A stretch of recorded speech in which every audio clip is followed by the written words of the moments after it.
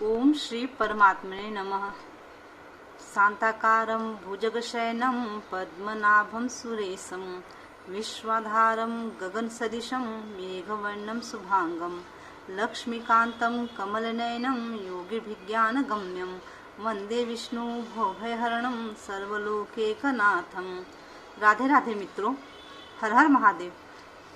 मित्रों, आप सभी को पता है आज 7 अप्रैल 2021 है और आज चैत्र माह के कृष्ण पक्ष की पापमोचनी एकादशी है।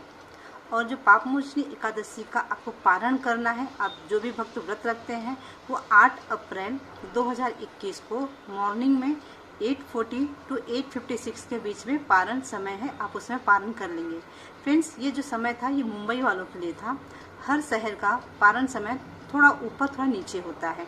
अगर आपको आपके शहर का पारण समय चाहिए तो आप मुझे कमेंट बॉक्स में मैसेज करें, मैं आपको बता दूंगी।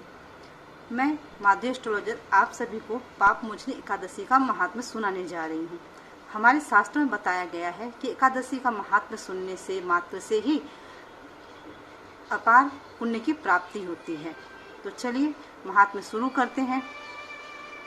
धर्मराज युधिष्ठिर बोले, हे भगवान, मैंने फागुन माह की शुक्ल पक्ष की एकादशी का महात्म्य सुना। अब आप चैत्र माह के कृष्ण पक्षी एकादशी के बारे में बतलाइए।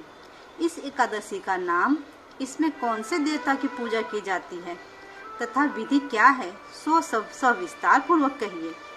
श्री कृष्ण बोले, हे राजन, एक समय मानधाता ने लोमस ऋषि से ऐसा ही प्रश्न पूछा था। तब लोमस ऋषि ने उत्तर दिया, हे राजन, चैत्र माह के कृष्ण पक्ष की एकादशी का नाम पापमोचनी है। इसके व्रत के प्रभाव से मनुष्यों के अनेक पाप नष्ट हो जाते हैं। इसकी कथा इस प्रकार है। प्राचीन समय में एक चैत्ररथ वन में अप्सराएं वास करती थी। वहाँ हर समय बसंत रहता था। उस वन में एक मेधावी नामक मुनि तपस्या करते थे। वे शिव भक्त थे।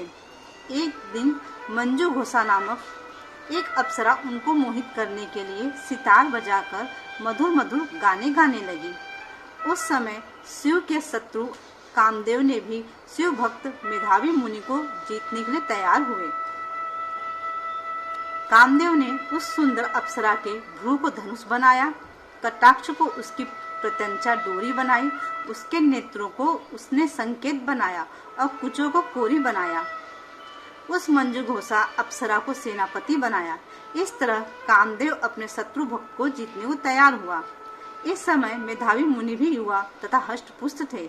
उन्होंने यज्ञोपवीत तथा दंड धारण कर रखा था। उन मुनि को देखकर मंजू घोषा ने धीरे धीरे मधुर वाणी से वीणा पर गाना शुरू किया। मेधावी मुनि भी मंजू घोषा के मधुर गान तथा उसके सौंदर्य पर मोहित हो गए। वह अप्सरा उन मुनि को कामदेव से पीड़ित जानकर आलिंगन करने लगी। वह मुनि उसके सौंदर्य पर मोहित होकर शिव रहस्य को भूल गए और काम के वशीभूत होने के कारण उन्हें दिन रात्रि का कुछ भी ध्यान न रहा।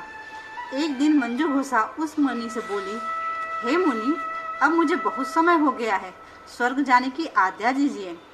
उस पर अप्सरा के ऐसे वचनों को सुनकर मुनि बोले, हे सुंदरी, तो आज इस संध्या को आई है, अभी प्रातः काल तक ठहरो।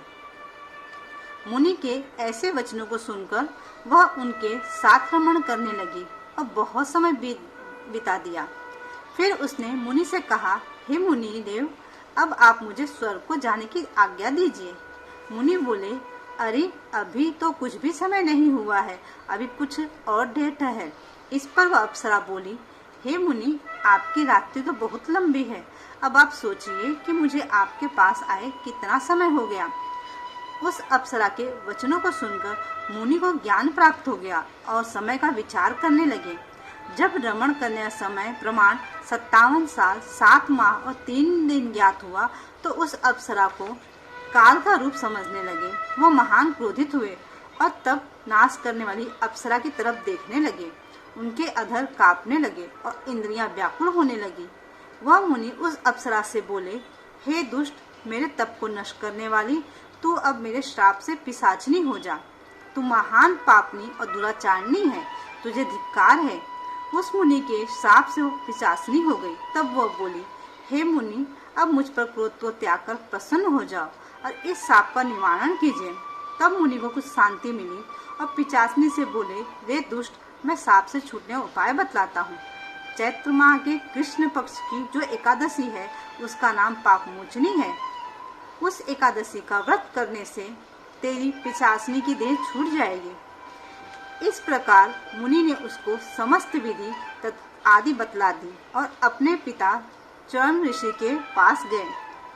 च्यवन ऋषि अपने पुत्र को देखकर बोले, हे पुत्र, तूने ये क्या किया?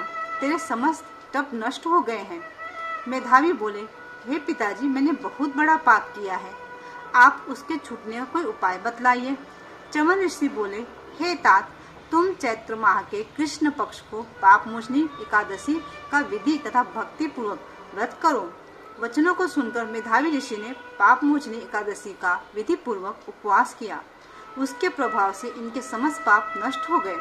मंजूघोषा अप्सरा भी पापमोचनी एकादशी का व्रत करने से पिशाचनी का देह से छूट गई और सुंदर रूप धारण करके स्वर्गलोक को चली गई।